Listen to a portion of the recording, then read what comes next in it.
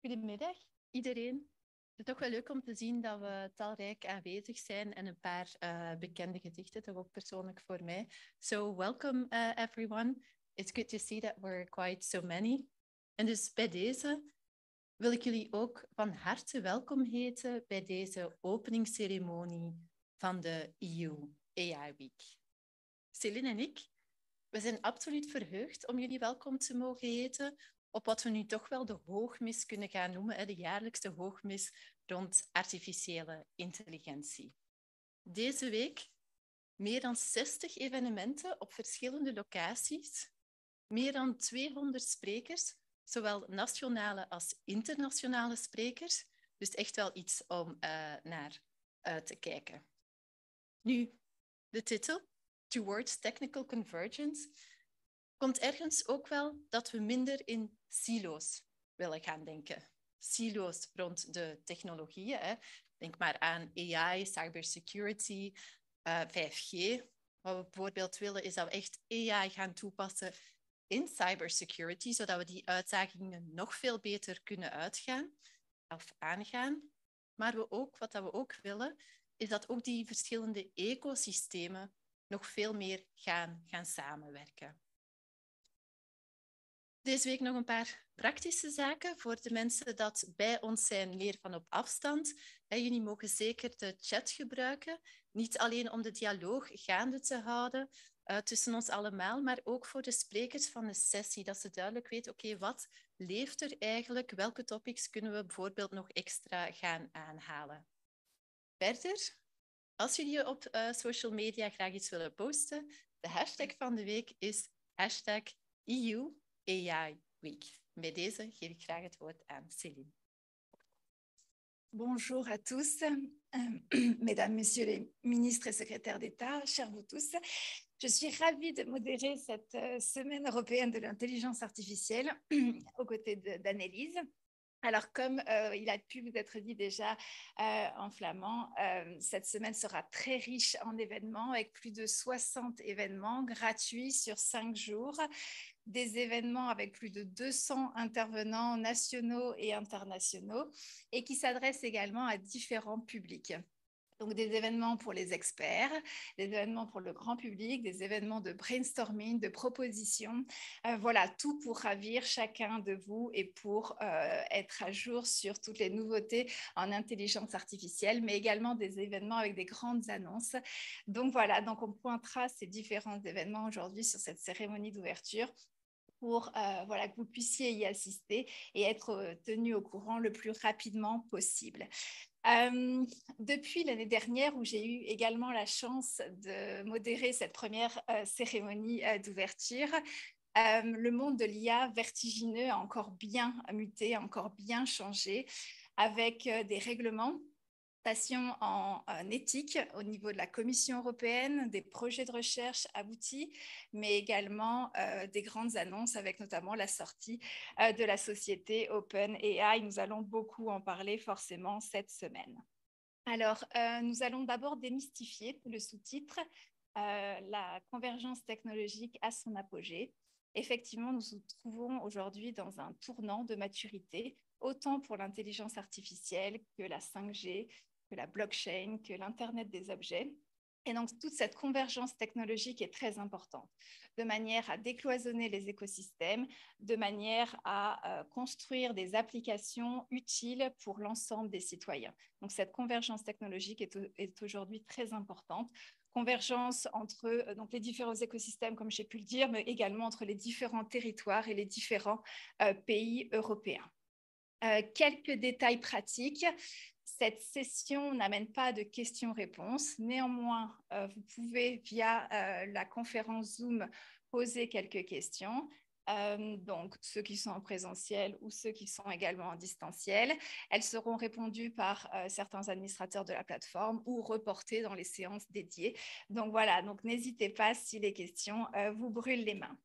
Je vais tout de suite accueillir Monsieur Mathieu Michel, secrétaire d'État à la digitalisation, chargé de la simplification administrative, de la protection de la vie privée et de la régie des bâtiments, adjoint au Premier ministre.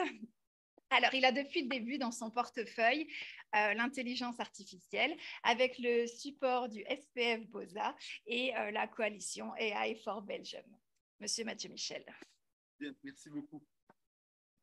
Oui, effectivement, mon titre est assez long, effectivement. Je vais essayer de ne pas être aussi long. Je viens de mettre mon timing pour 45 minutes. Ça devrait aller. C'est une blague, bien entendu. C'est juste comme c'est lundi après un changement d'heure. C'est un peu difficile pour tout le monde, moi le premier.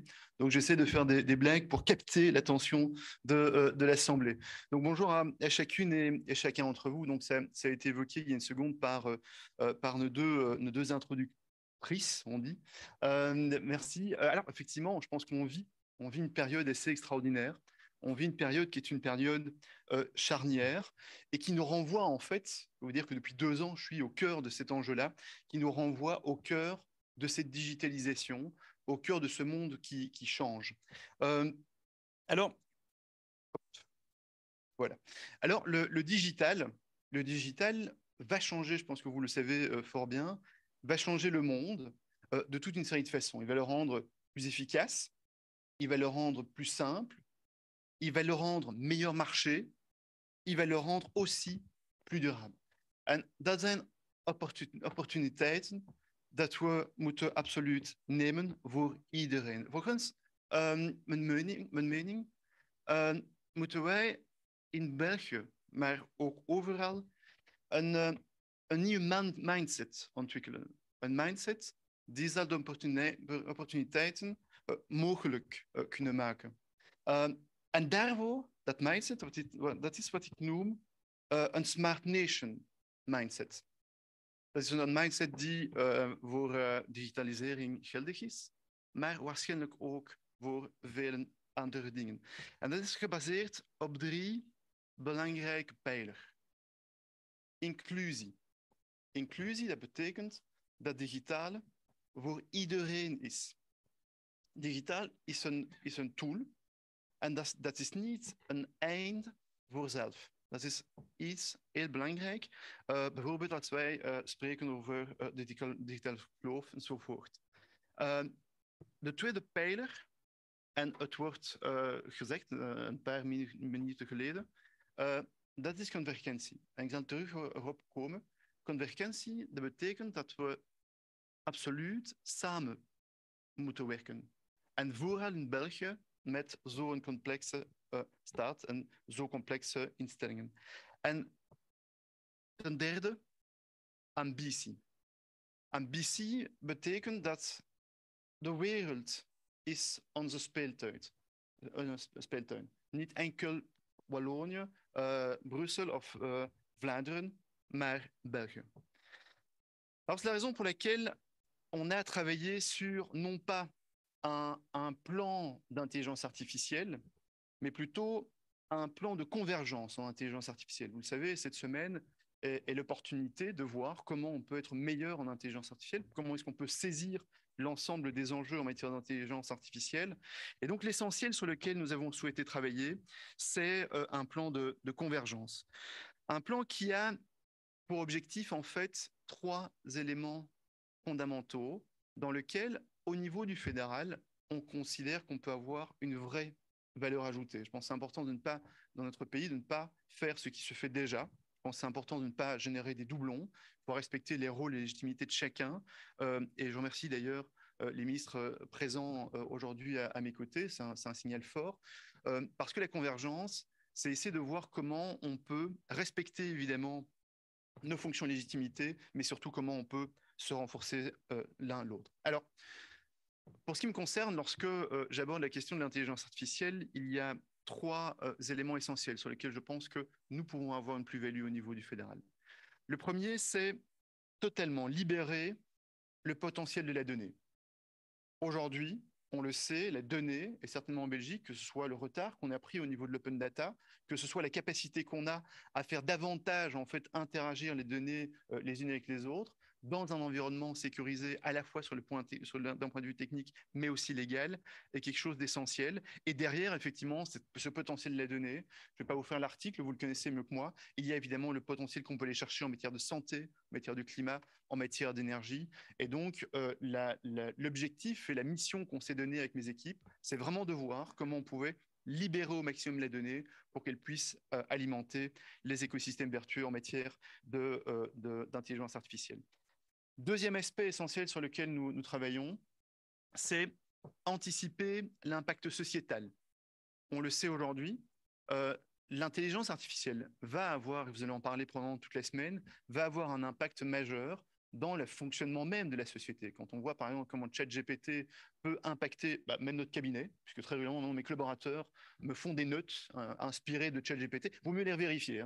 Ce que je fais, sinon effectivement on a parfois des surprises, eh bien on peut très clairement se rendre compte aussi que par exemple dans des écosystèmes hospitaliers, entre le radiologue il y a quelques années qui était finalement un élément central en termes de compétences au niveau d'un hôpital, mais probablement que demain, voire aujourd'hui, les systèmes d'imagerie par intelligence artificielle sont tout aussi, voire meilleurs que ces radiologues, et réinterrogent sur la place du radiologue par rapport, par exemple, à la place de l'infirmier en hôpital. C'est un exemple d'impact sociétal inévitable. Et enfin, troisièmement, et je peux vous dire qu'on y est particulièrement attentif dans mes équipes, c'est éviter les effets nocifs d'une digitalisation qui mettrait l'intelligence artificielle trop au cœur des enjeux sans prendre mesure de l'ensemble des effets pervers qui pourraient en découler. Je pense bien entendu au deepfake, à la manipulation, les impacts en matière de cybersécurité. Voilà les trois axes sur lesquels on se concentre avec mes équipes: libérer les données, anticiper l'impact sociétal et éviter les effets pervers. Alors, ce plan de convergence, très très rapidement, citer les quelques thématiques. La confiance. La confiance pour nous est essentielle lorsqu'on développe évidemment l'intelligence artificielle. Vous savez qu'un gros travail est réalisé pour l'instant au niveau de l'Union européenne concernant le AI Act, dans lequel la Belgique veut jouer un rôle moteur. Et Dieu sait si dans les prochains mois, des questions essentielles, et même dans les prochains jours, des questions essentielles vont se poser. Garantir la cybersécurité, bien entendu. Améliorer la compétitivité et l'attractivité de nos entreprises. Développer, je le disais, une économie basée sur la donnée, c'est fondamental, y compris par rapport aux infrastructures de haute performance. Utiliser la santé comme un axe essentiel pour développer le potentiel de l'intelligence artificielle. C'est particulièrement vrai dans un écosystème comme le nôtre, avec un système de santé excessivement développé. C'est aussi travailler sur la mobilité durable, notamment les mobilités as a service. C'est évidemment, je le disais tout à l'heure, mettre l'environnement au cœur du défi de l'intelligence artificielle.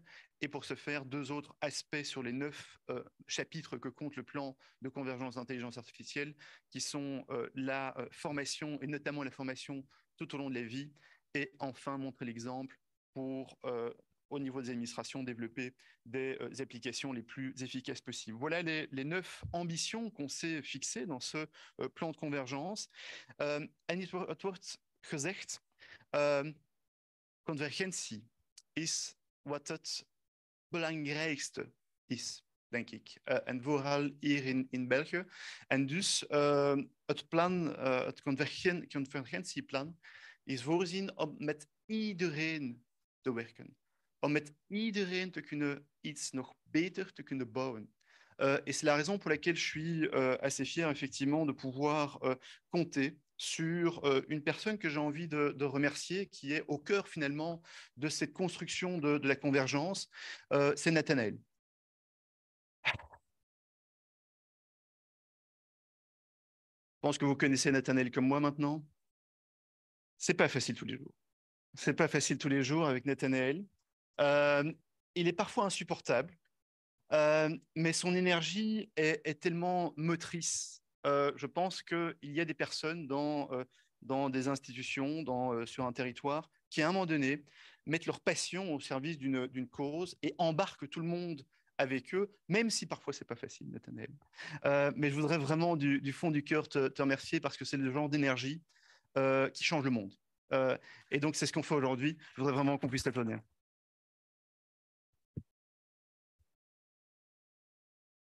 Voilà, je ne serai pas beaucoup plus long. Il me reste à vous souhaiter une excellente semaine de l'intelligence artificielle. Je pense qu'on se recroisera ci et là au gré des conférences et de ce programme de plus de 70 actions. En tout cas, je peux vous dire que vous avez mon total, plein et entier soutien. Je vous remercie.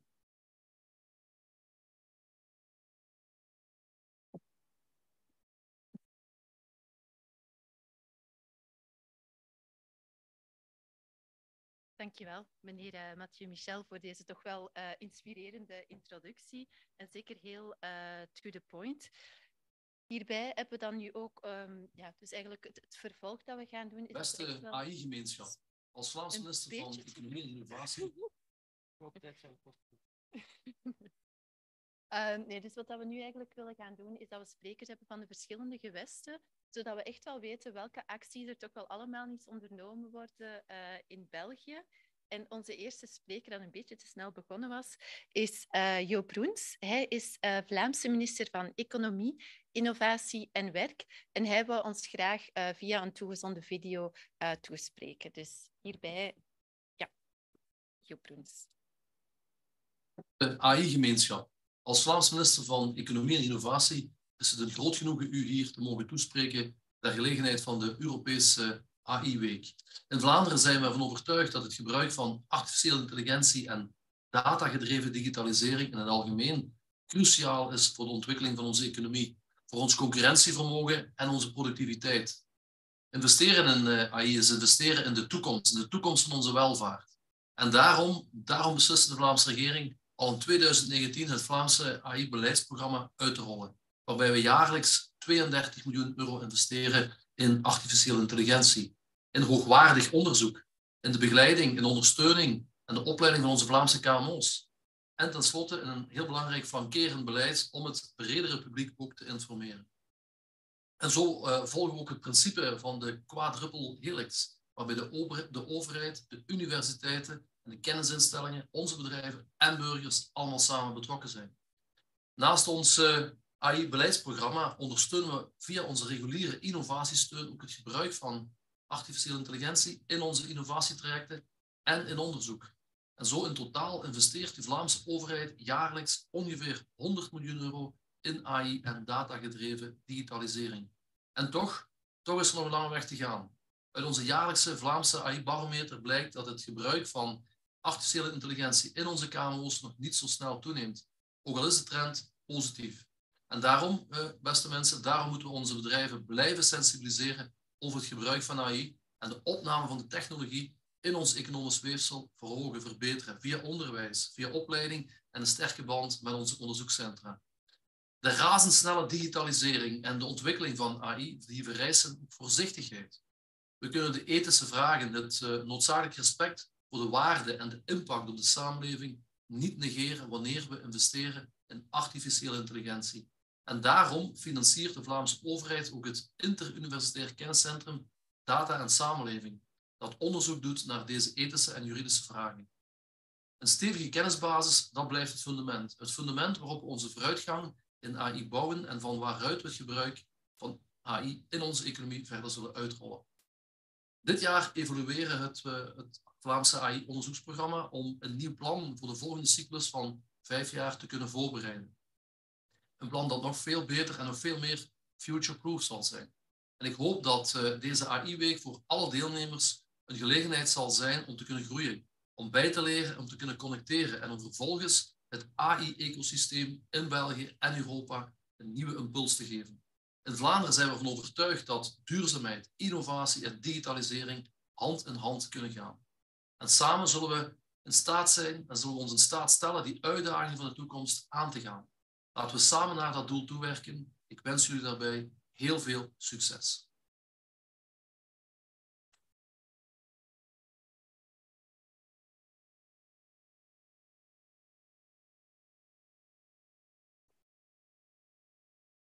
Merci beaucoup, Monsieur Bruns, pour ces quelques mots et d'avoir partagé cette vidéo avec nous.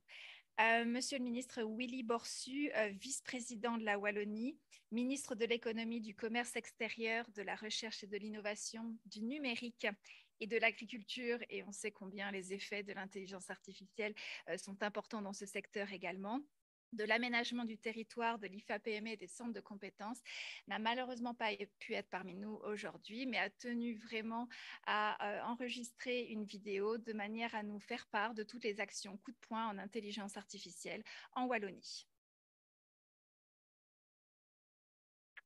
Voilà, bonjour à toutes et à tous, cher Nathanaël, chers collègues mandataires, bien chers vous tous, entrepreneurs, partenaires ou experts de cette matière. Désolé tout d'abord de ne pas pouvoir être présent physiquement à vos côtés à l'occasion de cet événement, mais je voulais, en quelques mots, en quelques phrases, à la faveur de ce message, d'une part expliquer combien la région wallonne est elle-même investie dans ce sujet de l'intelligence artificielle à travers le programme Digital for AI porté par et avec l'Agence du numérique depuis 2019.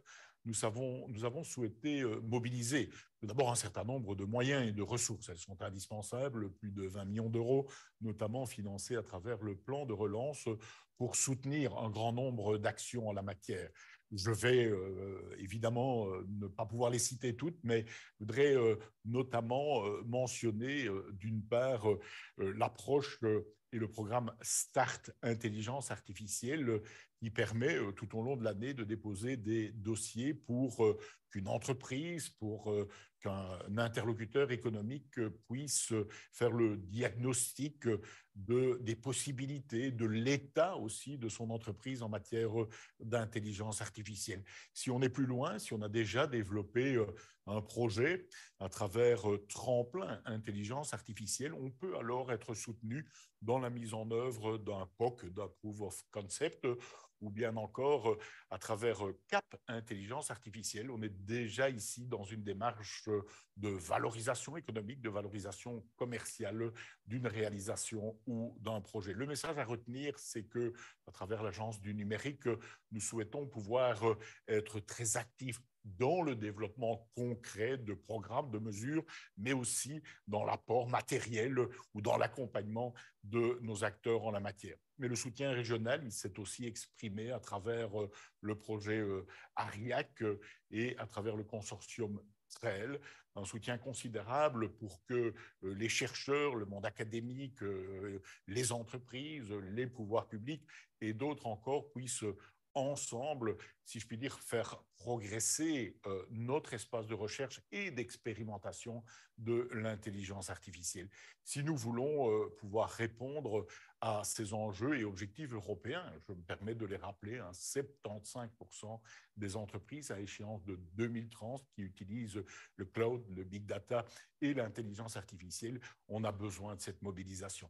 Mais pour y répondre aussi, je pense qu'un investissement dans les ressources humaines, dans les compétences, dans l'upskilling des compétences est absolument crucial, que ce soit à travers nos centres de compétences, leur rassemblement dans Numéria. On le sait, le fait de pouvoir acquérir ces savoirs, ces expertises est vraiment une condition à remplir. Je crois qu'Agoria a chiffré à échéance de quelques années à 16 000 postes de travail dans le digital, dans les technologies en général, les besoins. Il est évident que si nous voulons réussir notre transition industrielle, mais aussi la rencontre de certains objectifs, notamment environnementaux, c'est à travers l'intelligence artificielle que nous pourrons y réussir. Nous ne serons pas compétitifs à l'avenir, vous en êtes convaincus, faisons-en un large écho à l'extérieur de cette réunion. Nous ne pourrons pas réussir à rester compétitifs dans un grand nombre de domaines si nous n'intégrons pas positivement l'intelligence artificielle dans notre mutation économique. Et pour ce faire, bien sûr, l'apport de nos chercheurs, l'apport de nos experts, de nos entreprises, de nos académiques est crucial. Et puis un dernier mot pour ne pas être trop long, et je pense que c'est aussi le sens de cet événement. Je pense qu'on doit être unis, coordonnés, articulés ensemble entre, bien sûr, les différents niveaux de pouvoir, qu'ils soient européens, qu'ils soient fédéral belge ou qu'ils soient encore régional ou communautaire, mais par ailleurs avec les opérateurs privés et du monde de la recherche. Voilà, excellente journée de travail, excellente semaine, et par ailleurs, bien sûr, à l'écoute de vos commentaires, de vos suggestions, mais aussi d'un certain nombre de vos analyses.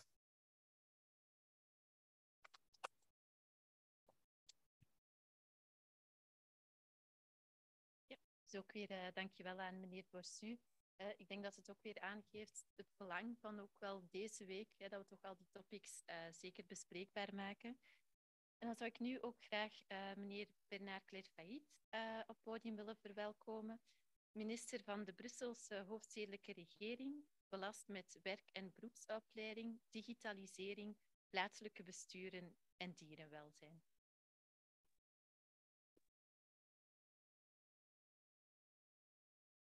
Bonjour, alors merci de votre accueil, merci de cette nouvelle invitation. Et il est vrai que depuis quelques années, maintenant, cette semaine de l'intelligence artificielle a quand même pris sa place. Elle devient maintenant un rendez-vous incontournable pour tous ceux qui s'intéressent à l'intelligence artificielle.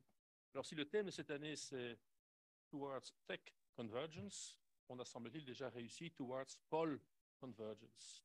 Hein, Willy vient de dire que tous les ministres soient là et se déplacent, c'est bien la preuve que dans cette Belgique un peu compliquée, on parvient quand même à travailler ensemble sur le sujet.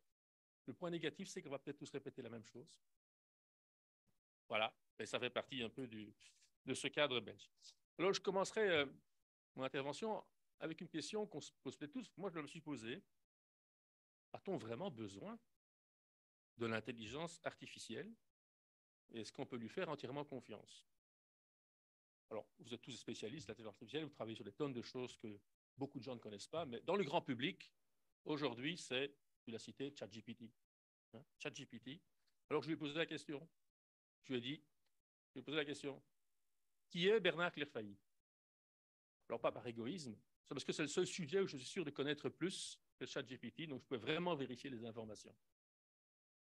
Et j'étais très surpris de sa réponse, enfin de sa première réponse, puisque d'après lui, je suis membre de la Volksunie. Je ne sais pas si vous me connaissez, mais il me fait un peu plus vieux que je ne suis.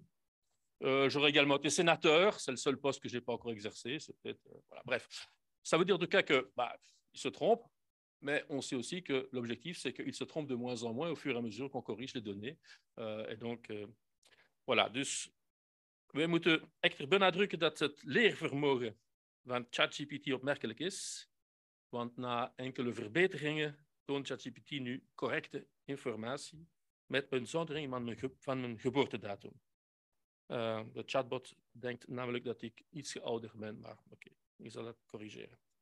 Enfin, voici donc un exemple de ce que fait l'intelligence artificielle. Mais si ChatGPT est un outil utile qui permet de démocratiser, populariser l'idée de l'intelligence artificielle, il est important maintenant, à travers des rencontres comme ceci, à travers le travail que vous faites au quotidien, qu'on puisse suivre ces évolutions technologiques et les intégrer petit à petit de plus en plus dans notre vie quotidienne, notre vie sociale, économique, dans la société tout entière. Mais pour ça, j'estime que nous devons au moins mener 4 actions. Wij moeten 4 acties ondernemen. Il faut d'abord encadrer mieux l'utilisation de l'intelligence artificielle pour éviter un certain nombre de ses biais et de ses dérives.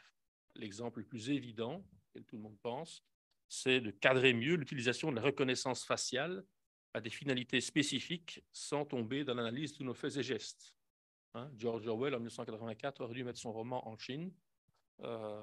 Une réalité aujourd'hui, nous ne voulons évidemment pas vivre dans un monde aussi policé et contrôlé. Deuxièmement, et tu as fait référence, Mathieu, il faut collecter et échanger les données de qualité standardisées afin que ces outils puissent permettre de diminuer les charges administratives sur les usagers, voire même, espérons carrément, les faire disparaître. On sait qu'à travers l'intelligence artificielle, l'exploitation de ces données, on peut réduire les charges administratives, mais aussi automatiser les droits sociaux qu'on accorde à une série de citoyens. Donc, on peut améliorer profondément la qualité des services publics. Il faut aussi garantir la sécurisation des données de nos usagers. C'est devenu aujourd'hui, on sait, un enjeu essentiel. C'est dans ce cadre notamment qu'on vient récemment de prendre une mesure dans tout le pays pour supprimer l'usage de TikTok sur les smartphones des fonctionnaires et on peut se permettre évidemment de jouer avec les données des citoyens, mettre fin, on ne va pas autoriser ces failles de sécurité. Et ChatGPT lui-même vient de connaître une brèche de sécurité puisque des milliers de données viennent de fuir. Donc même à cet endroit-là, il y a des failles de sécurité, donc ça reste un enjeu très, très important aussi. Et quatrièmement, il faut assurer une plus grande transparence de l'utilisation des données en permettant la publication de cadastres de données publiques, de registres de traitement des données et même de certains algoritmes.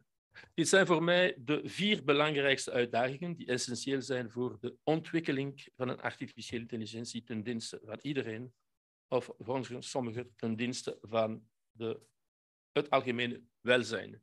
Et en région bruxelloise, Barbara et moi, nous avons récemment soutenu la création d'un centre pour l'intelligence artificielle en région bruxelloise, mais avec le sous-titre « L'intelligence artificielle for the common good ».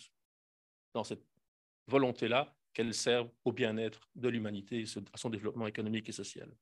Alors voilà, cette semaine de l'intelligence artificielle, c'est un coup de projecteur sur une technologie qui n'est encore, certains disent qu'à ses premiers balbutiements, mais elle est déjà quand même beaucoup développée. Hein. Je citais récemment, pour les francophones qui connaissent Molière, il y a une fameuse pièce de Molière où M. Jourdain fait de la prose sans le savoir.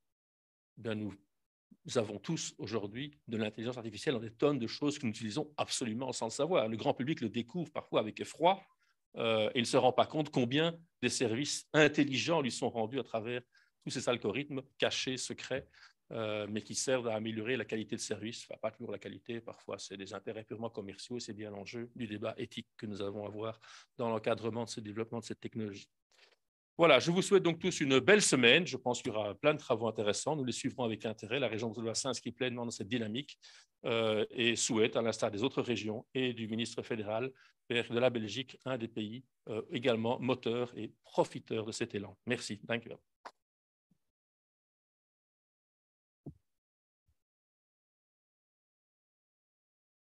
Dankjewel, meneer Terfait. Dus inderdaad, ik denk de introductie kon vandaag zeker niet zonder ChatGPT. Ik denk dat iedereen het er nog altijd over heeft. En inderdaad, Big Brother 1984, ik denk dat we daar zeker ook niet naartoe willen. Dus ik hoor weer heel veel voer voor debat en debat dat we zeker moeten voeren rond AI. Dan vraag ik nu ook graag mevrouw Barbara Trachte op het podium, staatssecretaris van het Brussels Hoofdstedelijk Gewest, belast met economische transitie en wetenschappelijk onderzoek. Verder is zij ook minister-voorzitter van het college van de Franse Gemeenschapscommissie, belast met gezondheidspromotie, gezin, begroting en openbaar ambt.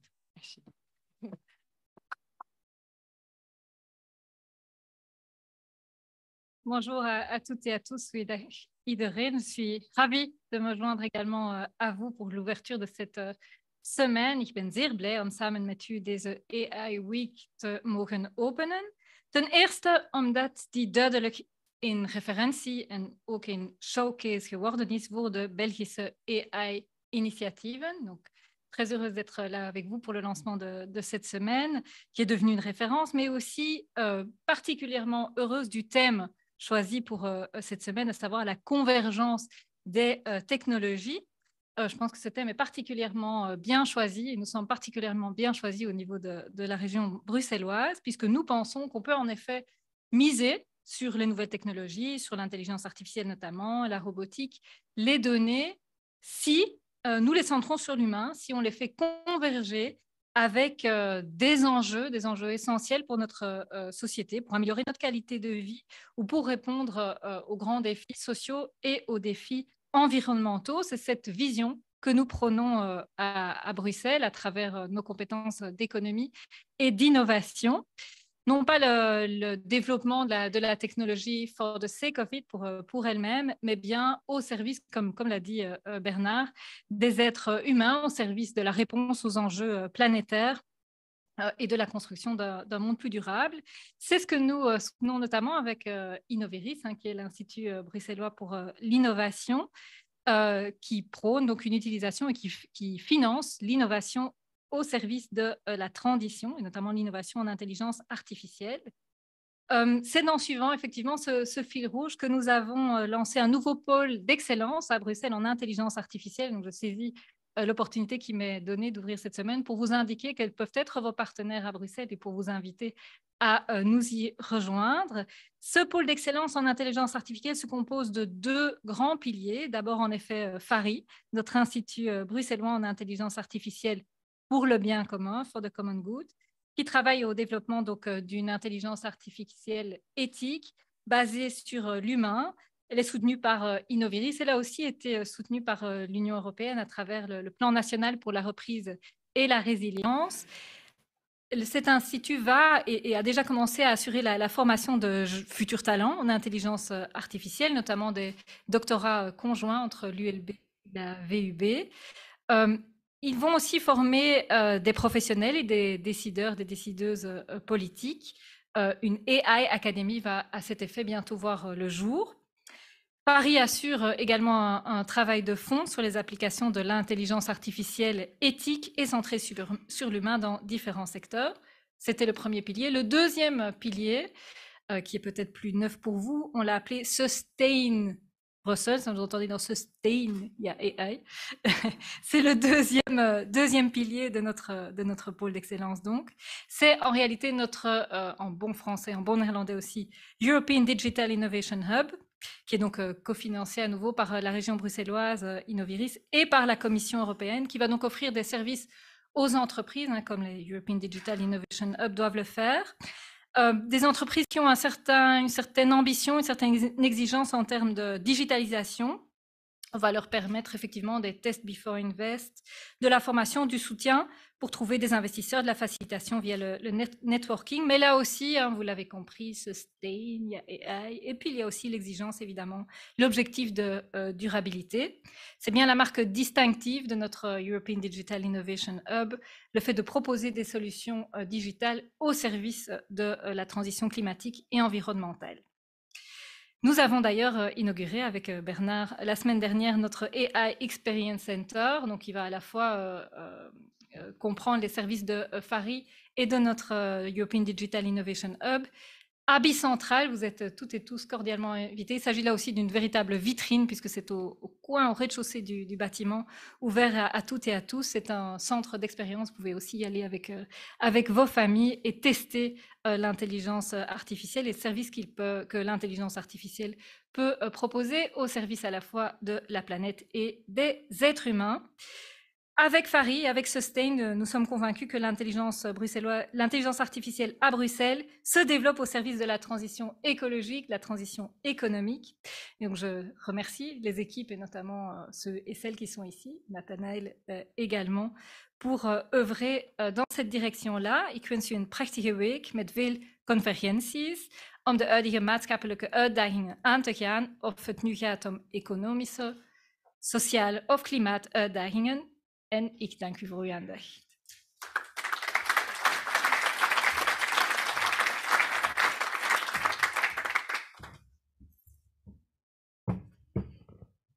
Merci beaucoup, Madame Trac, pour nous avoir expliqué tout le dynamisme de la région Bruxelles-Capitale, qui fait vraiment partie de toutes ces initiatives, actions qui nous font converger aussi au point de vue des résultats sur l'intelligence artificielle.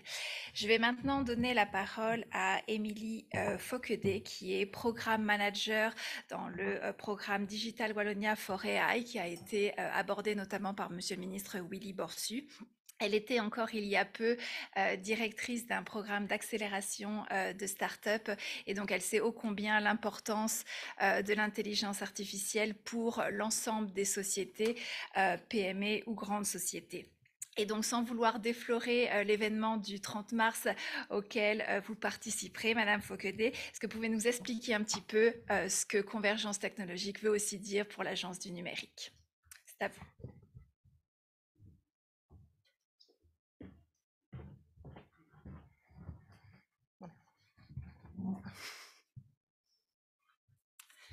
Mesdames, Messieurs les ministres et secrétaires d'État, chers partenaires, chers organisateurs, chers citoyens, cher Nathanaël, Mesdames et Messieurs, Toward Tech Convergence, un thème qui va animer toute cette semaine et qui fait tellement sens, tant notre époque voit des technologies novatrices arriver à une certaine maturité. Il est aujourd'hui essentiel de tirer profit de toutes ces technologies pour bonifier notre pays, nos entreprises, nos services publics, bref, nos citoyens. Car nous sommes intimement persuadés qu'il n'est de technologie remarquable que celle qui se met au service de l'humain.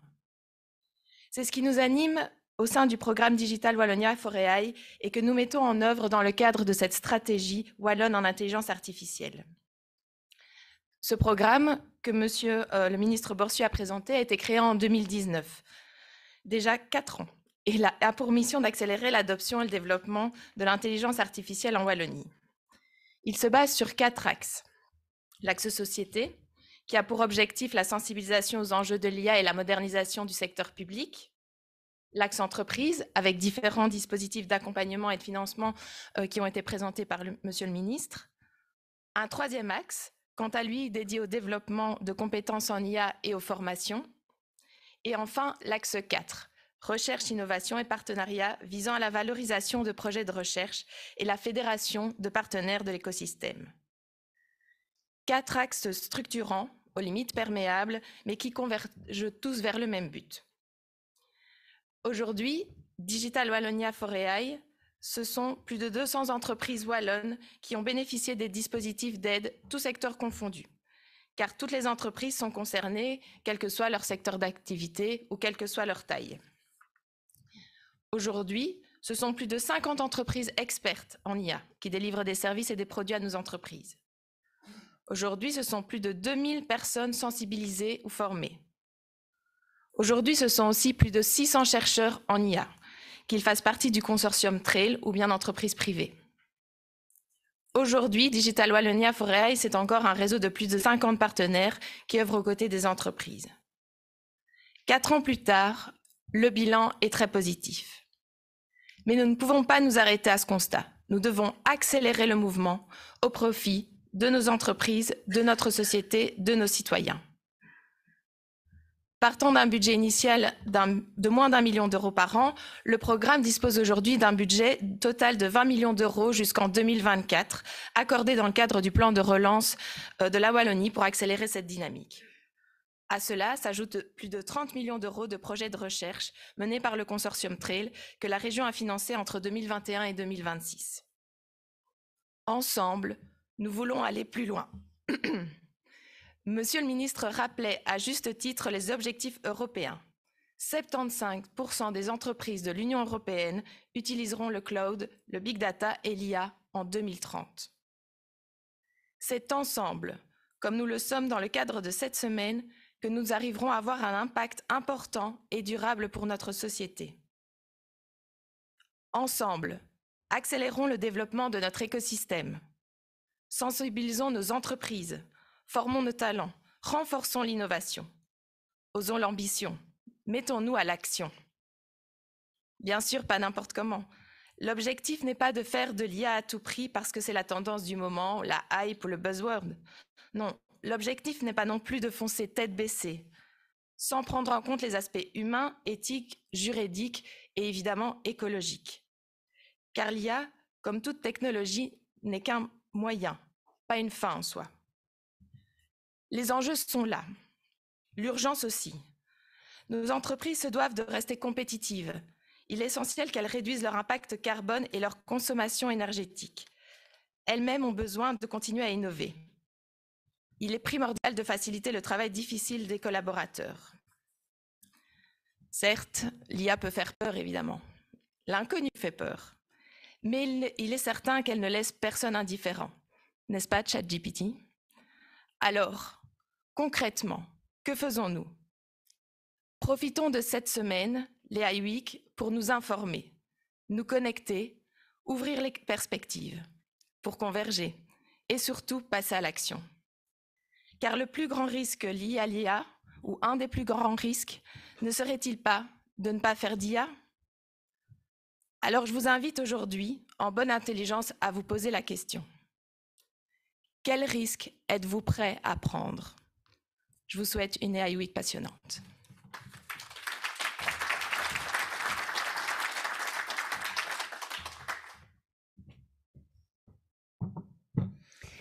Merci beaucoup, Madame Fauquedet, pour tous les outils mis en place pour aider les entreprises sur l'intelligence artificielle, entreprises et universités d'ailleurs. C'est maintenant le tour de Thierry Dutoit, professeur à l'Université de Mons, donc un collègue pour ma part. Il est également président de l'Institut de recherche Numédiar. Il est également directeur scientifique du CLIC, un Numance Innovation Center qui est centré sur la créativité, mais aussi et surtout pour aujourd'hui, il est président actuel et cofondateur du programme TRAIL, qui tient pour Trusted AI Labs. Voilà, je lui cède la parole volontiers. Bonjour à tous et toutes. Merci de m'avoir invité aujourd'hui. La Belgique, vous le savez, c'est un petit pays. Nous sommes 10 millions d'habitants dans ce petit pays. C'est un pays compliqué, des régions, des communautés, des provinces, des universités, des centres de recherche. Tout ça se mélange. Et donc, il est fondamental dans un pays de cette taille-là, qui est finalement la taille d'un des Länder allemands ou d'une des régions de la France actuelle, il est fondamental que les forces vives se regroupent pour mutualiser leurs compétences face à des défis sociétaux importants. Alors l'IA, bien sûr, c'est un de ces défis majeurs d'aujourd'hui. Et c'est la raison pour laquelle, avec mes collègues des universités et des centres de recherche, nous avons décidé, il y a 3 ans, un peu plus de 3 ans maintenant, de créer cet institut de recherche interuniversitaire qu'on appelle TRAIL, qui regroupe 5, comme vous le voyez donc sur le transparent, 5 universités, avec, monsieur le ministre Boursu l'a dit tout à l'heure, un très grand financement de départ à travers le projet ARIAC pour financer 40 chercheurs, 4 centres de recherche actifs dans le domaine du numérique, et puis le réseau des officiers de technologie transfer des universités, ainsi que les services publics et tout un tas d'experts internationaux, parce que je reviendrai là-dessus plus tard. Nous sommes actifs au niveau international et nous avons parmi nos objectifs de visibiliser la Belgique sur le plan international. TRAIL, c'est aussi et surtout, je dirais, un ensemble de personnes. Souvent, ce sont des chercheurs. La plupart de ces personnes sont jeunes, ce sont des gens qui sont dynamiques, qui ont envie de faire avancer leur pays, la recherche dans leur pays. Ce sont des gens qui sont mis en réseau à travers TRAIL. Comme j'y reviendrai dans quelques instants, dans TRAIL, nous cherchons à créer une espèce de réseau social professionnel de l'intelligence artificielle, de manière à ce que ces gens qui sont formés en ce moment dans les universités sortent de leur thèse et soient disponibles pour être engagés dans les entreprises belges. Nous mettons un point d'honneur à faire en sorte que ces gens restent en Belgique. L'objectif de TRAIL, c'est de développer une approche, comme l'a dit Céline à l'instant, une approche trusted, donc je ne sais pas comment on peut dire ça en français, moi, à laquelle on peut faire confiance, hein, il y a un mot pour ça, je ne sais plus, et d'être un acteur de transformation dans notre société, dans l'objectif de servir le bien-être des citoyens, ce qui est évidemment un problème aujourd'hui, puisqu'on l'a dit à de nombreuses reprises, l'IA est au cœur de préoccupations éthiques importantes, et c'est donc fondamental que nous puissions réfléchir. D'entre elles, nous avons mis en place un comité d'éthique qui réfléchit à ces questions. Nous avons eu la chance d'être sélectionnés parmi les 19 initiatives d'innovation stratégique par la région wallonne, ce qui nous permet de voir un peu plus long terme l'évolution de notre association de fait. Alors, le transparent suivant, ne vous effrayez pas, est un transparent académique. Vous savez que dans les universités, on aime bien faire compliqué. Donc, voilà un transparent qui résume en un seul transparent, c'est l'avantage de cette vision-là, l'ensemble des activités de TRAIL. Commencer peut-être par la droite. Hein, nous avons eu comme première activité de former des talents, je viens de le dire. Nous formons des jeunes qui seront disponibles pour l'emploi en Belgique. Nous avons également pour ambition de servir le tissu socio-économique à travers notamment la TRAIL Factory. J'y reviendrai dans le transparent suivant. La TRAIL Factory, c'est probablement le cœur de TRAIL. C'est l'endroit où l'université et les centres de recherche rencontrent les entreprises. Enfin, nous avons une ambition internationale. Je l'ai signalé tout à l'heure à travers les experts, le comité d'experts qui entoure TRAIL et qui vient d'un peu partout dans le monde. Nous avons également une activité dans le domaine de la création de projets européens, par exemple. Alors, si on se déplace un peu plus à gauche, on voit donc les 4 grands pôles d'activité de TRAIL. L'Institut, qui est le lieu de la recherche. La Factory, qui est le lieu où se rencontre la recherche et l'entreprise. Le TRAIL for Impact, qui est un endroit où on veille à ce que les résultats des universités soient transférés correctement vers les entreprises, et puis TRAIL for EU, qui est notre activité internationale. Il faut savoir que dès le départ d'entre elles, nous avons voulu impliquer les centres de recherche pour définir ce qu'on a appelé des grands défis. Nous avons défini 7 grands défis qui sont directement inspirés par des préoccupations économiques et industrielles à travers les centres de recherche. Et nos chercheurs, lorsqu'ils sont engagés dans le projet ARIAC, s'engagent, lors de la signature de leur contrat, à prester 15% de leur temps sur ces grands défis. Donc les chercheurs réalisent des thèses, se forment, et en parallèle travaillent sur des défis industriels. Alors, je voudrais juste revenir sur cette idée de la Trail Factory, qui est, à mon avis, le centre de Trail. La Trail Factory, c'est un endroit où, comme je l'ai dit, les chercheurs déposent le résultat de leur recherche de manière à ce que ces résultats soient disponibles pour les entreprises. Alors, c'est une pratique qui est courante aujourd'hui, hein, ça s'appelle l'open science, de plus en plus, on dépose pour que d'autres puissent l'utiliser. Simplement, d'entre elles, nous avons 2 caractéristiques qui nous différencient, je pense, de ce qui se fait ailleurs. C'est que tout d'abord, nous avons créé ce réseau régional, ce réseau de personnes, qui font que lorsqu'une entreprise vient chercher un des résultats de la recherche, elle sait qui a développé ce résultat et elle peut s'adresser directement à cette personne. L'autre avantage de notre approche, c'est que nous formons un réseau qui s'auto-vérifie, si vous voulez. C'est-à-dire que les résultats des projets de recherche des uns sont vérifiés par les autres, de manière à accroître l'assurance sur les résultats des recherches. Voilà, alors je voudrais juste terminer en vous signalant que Trail est fort actif dans le cadre de la semaine de l'IA. Nous co-organisons 4 événements. Il y a 2 événements qui sont je dirais, de nature plus scientifique, sur le lien entre l'IA et la réalité augmentée, d'une part, le lien entre l'IA et la médecine, d'autre part. Ce sont des événements qui auront lieu mercredi entre 15 et 17 heures. Et nous participons également à un événement sur la factory, donc un événement particulier où nous présentons l'état actuel de la factory, et un dernier événement qui est la cérémonie de clôture qui aura lieu jeudi à Tournai. Je vous remercie pour votre attention.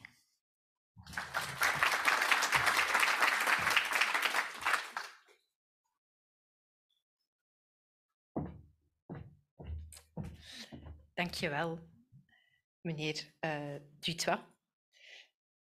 Ik vraag nu graag meneer Hugues Bersini op het podium, verbonden aan de ULB. Hij is professor informatica en AI-onderzoeker en ook co-directeur bij het Iridia Lab. Deze.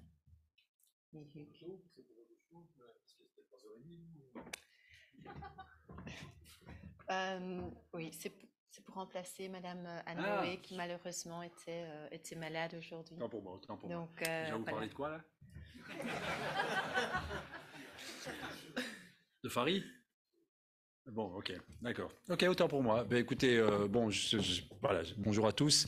J'étais censé avoir un talk à 3h30 avec Luc, donc c'est pour ça que bon, j'ai un peu de confusion. Sorry for that. Donc Anne-Noé est malade. Ok. Right. Donc voilà, remplacement au pied levé de ma collègue Anne-Noé, qui est, comme vous savez, directrice du laboratoire de recherche en intelligence artificielle de la VUB, successeur de Luc. Et moi, je suis directeur du laboratoire d'intelligence artificielle de l'ULB, participant d'ailleurs au projet Trail. Mais ici, c'est pour vous parler de Farid. Donc, je dois parler combien de temps? 5 minutes. Ok, d'accord. Donc, merci Nat. Ok. Non, mais c'était parce que je... bit confused. Donc, 5 minutes Farid. Alors, Farid est une initiative qui a démarré il y a 4-5 ans à Montréal, donc je vais comme essayer de la faire très courte, lors d'un voyage du gouvernement belge à Montréal. Vous savez, Montréal, ils sont un peu à la pointe en IA, notamment par la création de grands instituts comme le MILA ou comme Elements AI, avec la présence de grands chercheurs comme Yosua Bengio et d'autres. Et je devais faire un keynote sur comment utiliser l'intelligence artificielle pour les... you want me to make in English or in French? In français, c'est parfait, ok. Et donc, je faisais un talk sur comment utiliser l'IA pour les biens publics. Notamment, j'imaginais des projets en mobilité, des projets en santé publique. et d'autres projets. Et quand le roi et la reine étaient là, d'autres personnes étaient là comme les recteurs de la VUB et l'ULB, quand j'en ai terminé avec mon keynote, Caroline Poels, Yvon Angler et Rudy Vervoort sont venus me voir en disant on y va, Bruxelles a de l'ambition, on a 1 million d'habitants comme Montréal, Thierry tu disais 10 millions sur la Belgique, mais à Bruxelles on a 1 million d'habitants, on y va, mais on veut une singularité européenne.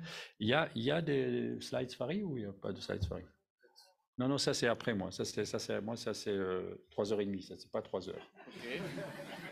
C'est moi aussi, hein, mais c'est 3h30. J'ai rien reçu de votre part. C'est normal, j'ai rien envoyé parce que j'étais pas censé envoyer quoi que ce soit. Mais c'est bon donc. Mais en revanche, 3h30, j'ai mes slides. Voilà. Donc désolé. Hein, bon, voilà, c'est côté un peu surréaliste. Et donc, on a décidé de lancer un institut qui aurait sa signature bruxelloise, qui est de l'IA, mais pour les biens publics. Donc, c'est quoi les biens publics? C'est l'IA pour la mobilité, c'est l'IA pour la santé publique, c'est l'IA pour la transition énergétique, c'est l'IA pour l'accès à l'emploi. Et Caroline était très, très active, feu Caroline, donc un clin d'œil à cette extraordinaire Caroline qui a été une énergie fabuleuse pour la création de Fari. On a décidé de lancer cet institut et le Covid nous a interrompus, mais en même temps le Covid a été une opportunité parce que comme vous savez, un peu comme en région Wallonne, le Covid nous a permis d'avoir ces fameux plans de relance. Et Bruxelles, dans son offre de plan de relance, a mis l'Institut Fari comme un des projets, avec une demande d'un budget de 10 millions d'euros, pour créer un institut dont vraiment le dérivé, ce serait mettre l'IA au service des biens publics. Alors bon, il y a 3 pôles, il y a plus ou moins 3 missions de Fari pour l'instant, que Madame Traz, je crois, moi je suis arrivé un peu en retard, donc peut-être vous avez eu l'occasion de rappeler. Donc il y a un volet éducationnel, faut sensibiliser les citoyens, notamment les Bruxellois, à l'intelligence artificielle. Un volet plutôt vitrine démonstratif, donc montrer ce qui se fait, je dirais, dans les universités, parce qu'il faut savoir que Fari, c'est dès le départ un projet ULB-VUB. Et un troisième projet qui est celui qui me tient personnellement le plus à cœur, qui est le développement de logiciels pour la région bruxelloise. Et pour vous donner une expérience personnelle, quand le Covid est arrivé, et qu'il a fallu organiser la campagne de vaccination, ça s'est avéré être un problème très complexe. Je m'en suis rendu compte parce que je discutais à l'époque avec Madame Ingeneven, qui était directrice de la COCOM et qui s'occupait de la vaccination. Je me suis rendu compte de la complexité du problème. Si vous vous rappelez un petit peu, il fallait vacciner un maximum de gens en un minimum de temps, avec 3 vaccins de nature différente, dans des sites relativement bien répartis sur Bruxelles, en favorisant les vieux sur les jeunes et les personnes en mauvaise santé. Donc c'était un problème d'une extraordinaire complexité.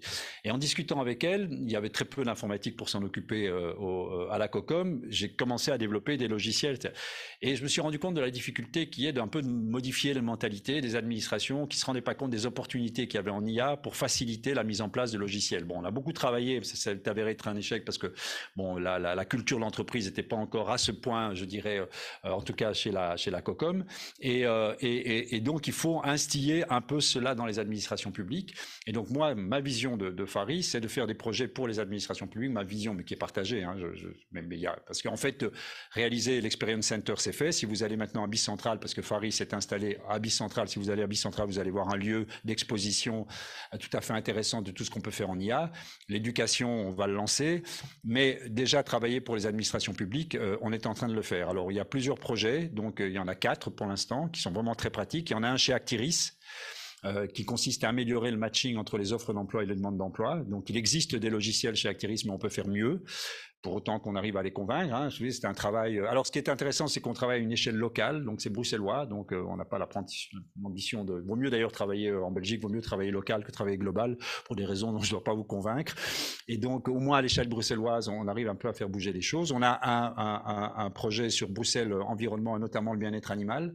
Donc, on arrive à repérer les annonces. Vous savez, vous ne pouvez pas donner ni vendre d'animaux en région bruxelloise sans vous heurter à des illégalités, ce qui est le cas, parce qu'en fait, la plupart des gens ne le savent pas. Mais donc, nous, on a mis en place un logiciel qui détecte les annonces frauduleuses et les annonces à problème.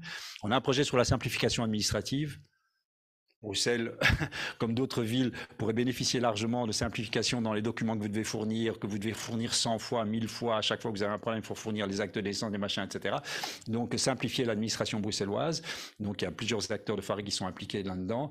Et un projet aussi sur les aspects légaux, le respect des aspects légaux, la complexité aussi, toutes les démarches administratives, comment simplifier cela. Donc, c'est 4 projets pilotes. Fari doit se terminer en 2024.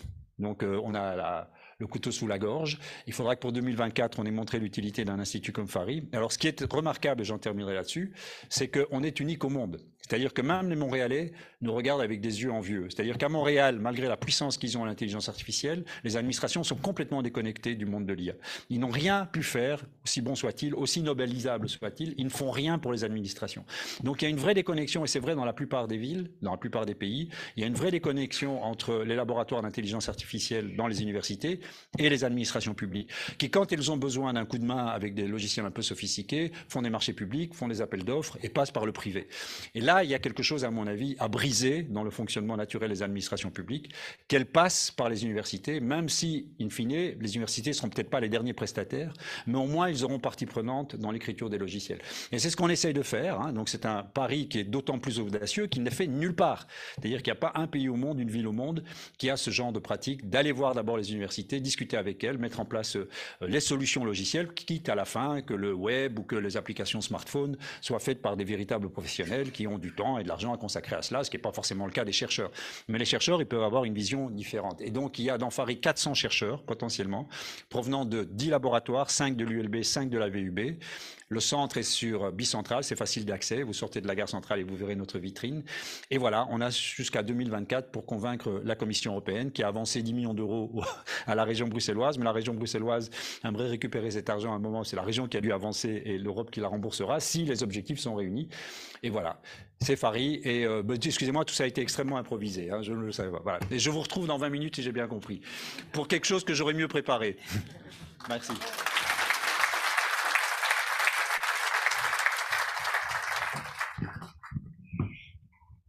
Merci beaucoup, Monsieur Bersini, d'avoir pu répondre au pied levé à l'invitation et nous souhaitons un prompt rétablissement au professeur Anne Noé.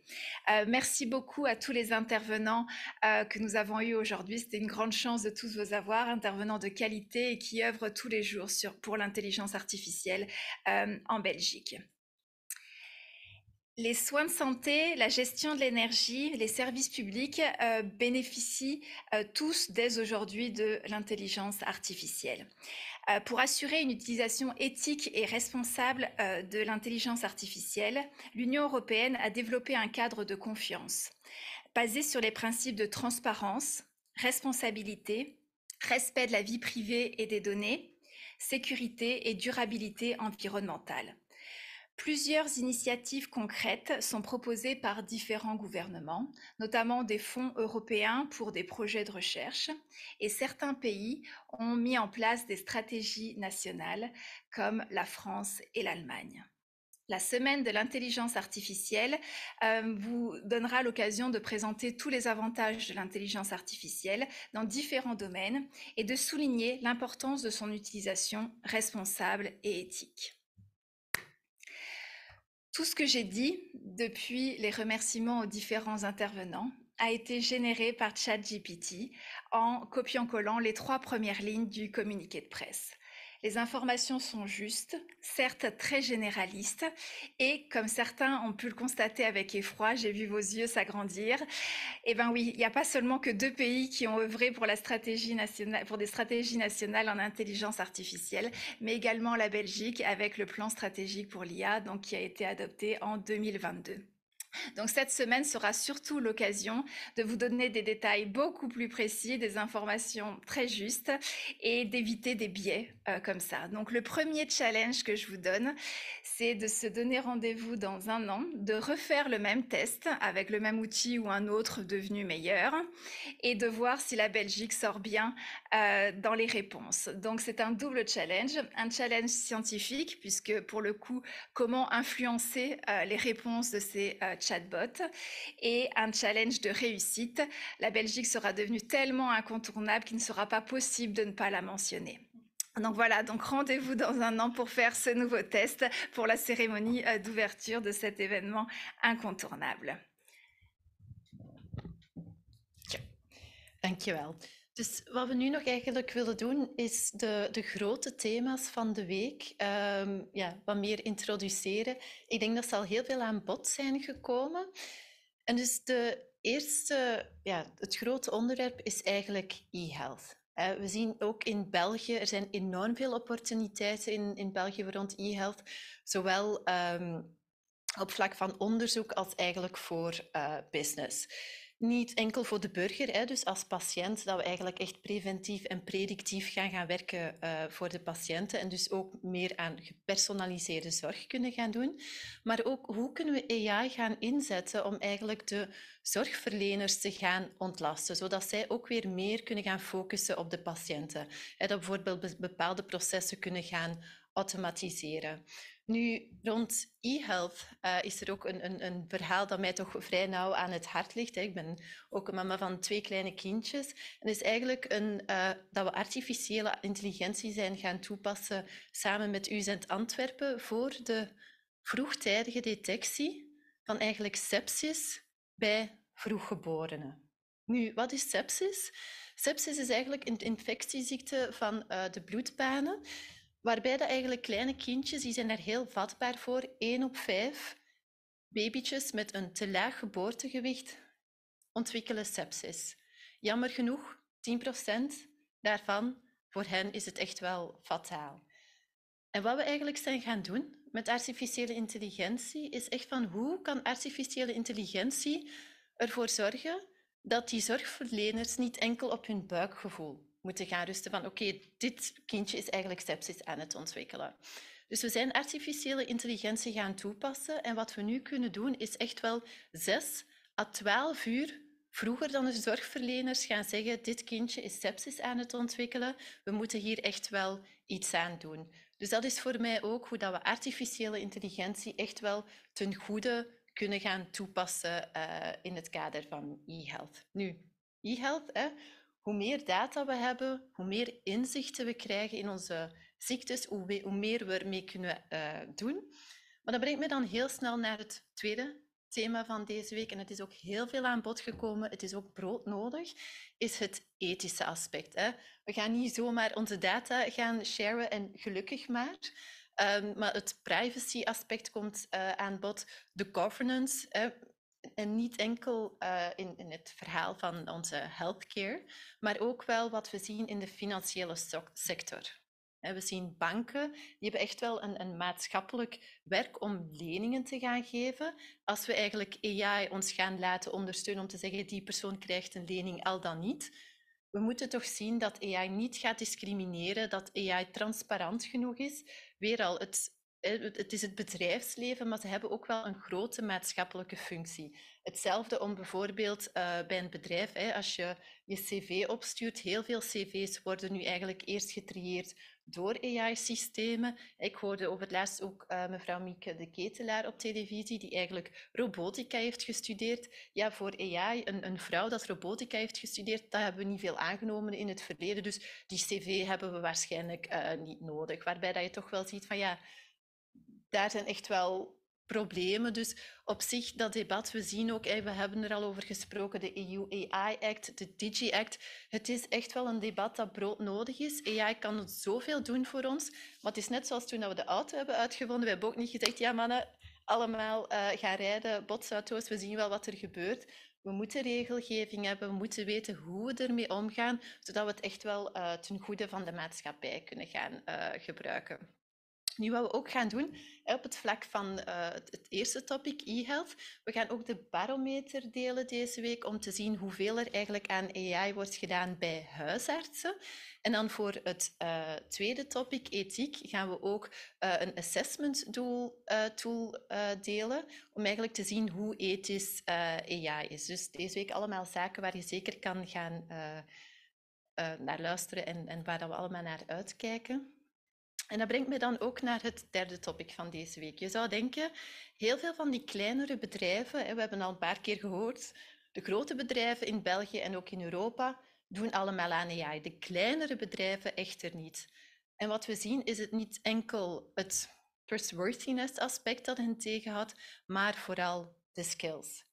En het is ook al inderdaad enkele keren aangehaald, maar hoe willen we de mensen dat vandaag afstuderen? Hoe gaan we die echt wapenen met de juiste AI-skills? Hoe moeten zij ook in de bedrijfsmarkt staan? Er gaan heel veel jobs helemaal anders zijn, dankzij AI, maar hoe gaan zij daar ook mee om?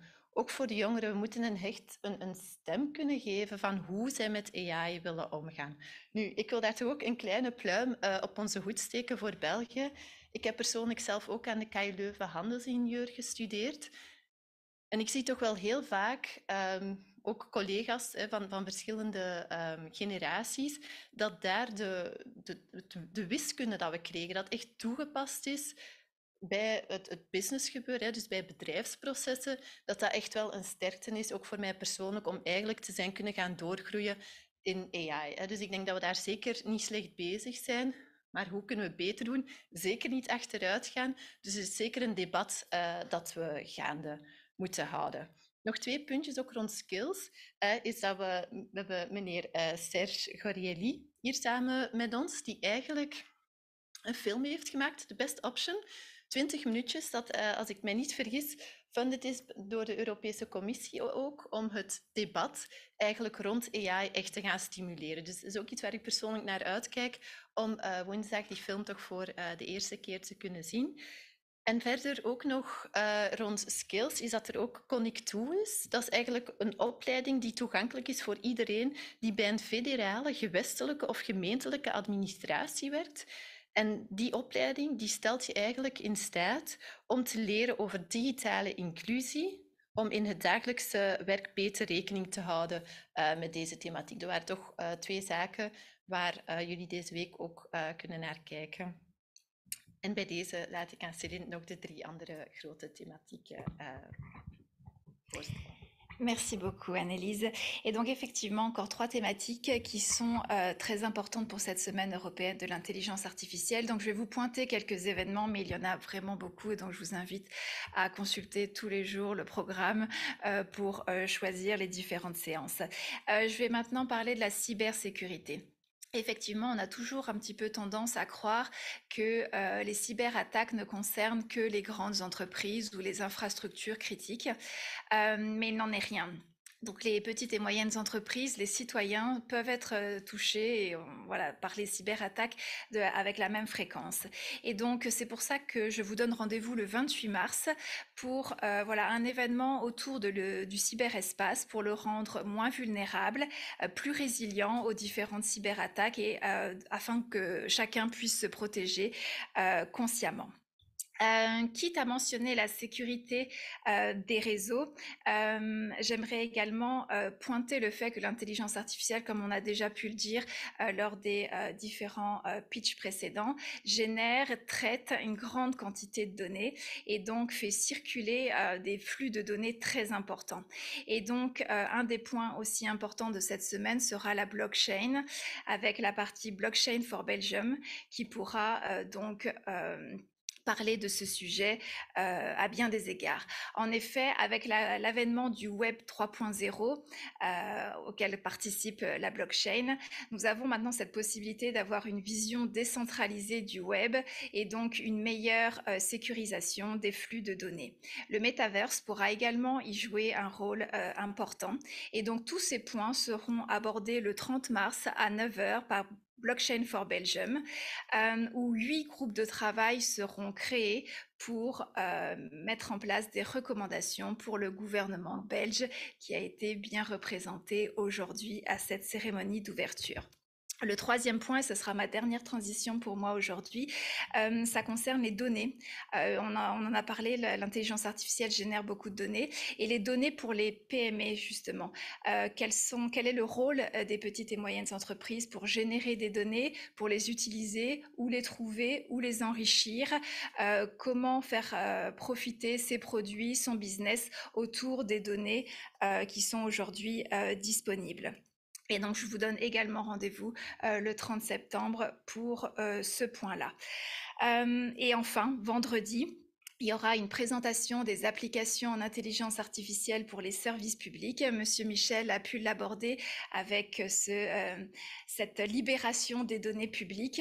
Et donc, la Belgique est bien positionnée, mais nous pouvons encore faire mieux et surtout encore mieux exploiter les données publiques. Et puis, vendredi, il y aura encore d'autres séances inspirationnelles par des top speakers internationaux. Et donc, voilà, je vous invite à être connectés toute la semaine sur le programme de l'AI Week. Super, dat brengt mij ook meer naar het einde van deze openingsceremonie. Dus ik hoop dat jullie ook hebben kunnen motiveren om bepaalde sessies te gaan volgen deze week die jullie misschien nog niet gepland hadden. Ik denk dat het ook heel interessant is om te zien hoeveel België toch wel niet investeert in AI. Ik vind dat dat toch wel energie geeft.